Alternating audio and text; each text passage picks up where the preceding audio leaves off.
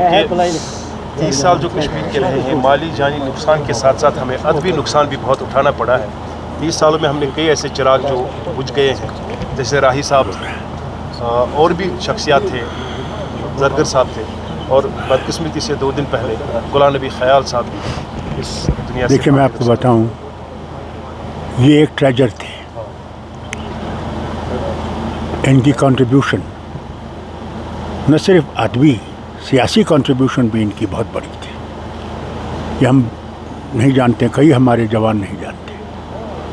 اور ہر وقت اگر آپ ان کی رائٹنگز دیکھیں، اس میں کشمیریوں کے بارے میں ہر وقت انہوں نے کسی نہ کسی طریقے سے بیان کیا ہے۔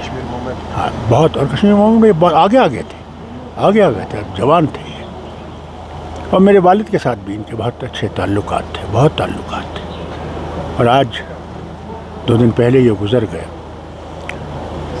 ہم نے ایک بہت بڑی شخصیت کو کھو دیا ہے۔ میں نے ان کے خاندان بچوں سے کہا ہے، ان کے لٹریچر بہت ہے، میں نے ان سے گزارش کی ہے کہ یہ اگر اس کو کمپائل کر کے پورا کشمیر یونیورسٹی کے اقبال لائبریری کو دے دیں، کیونکہ وہاں پہ ایک پرزرو بھی ہوگی اور لوگ پڑھ بھی سکیں گے، اور آگے بھی لوگ جو آنے والے ہوں گے وہ خیال صاحب کو پہچاننے لگیں گے۔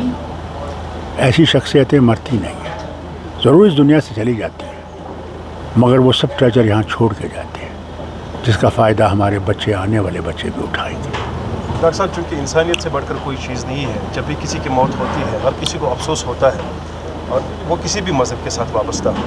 بدقسمتی سے جو 11 دن سے فلسطین کے حالات ہیں اور بات کی نہیں جا رہی ہے، معصوم بچوں کو زمین بوس کیا جا رہا ہے، یہ دن ہو سکتا ہے، کیونکہ 1 ہفتہ پہلے آپ ہی نے کہا تھا کہ انا میں نہیں رہنا چاہیے انسان کو، کل آج ایک کو تکلیف ہے، ہو سکتا ہے کل ہمیں بھی فیس کرنا۔ بالکل صحیح بات ہے، آپ نے صحیح کہا۔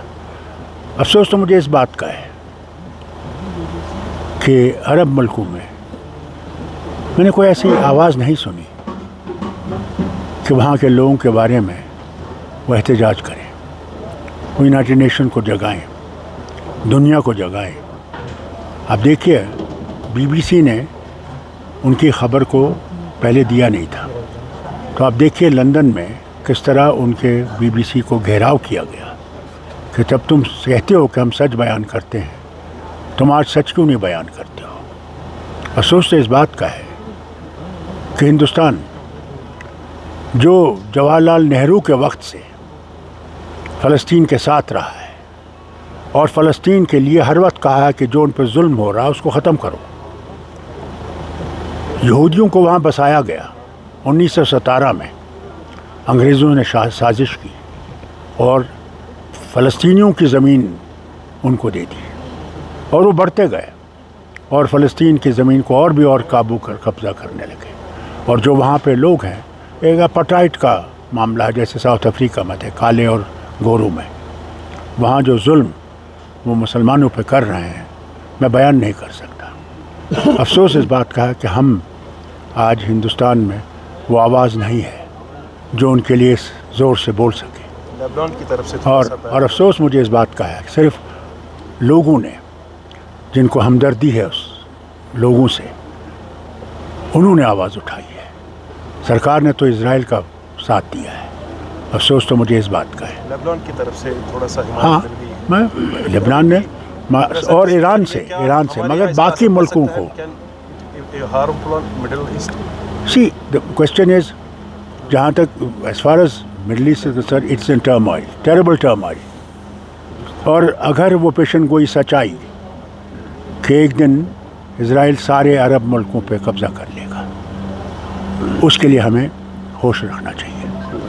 یہی سب سے بڑی چیز ہے، اور ہم سمجھتے ہیں کہ ہم لوگ ان لوگوں کے ساتھ ہمدردی کرتے ہیں، اس کے سوا ہمارے پاس کچھ ہے نہیں۔ شکریہ۔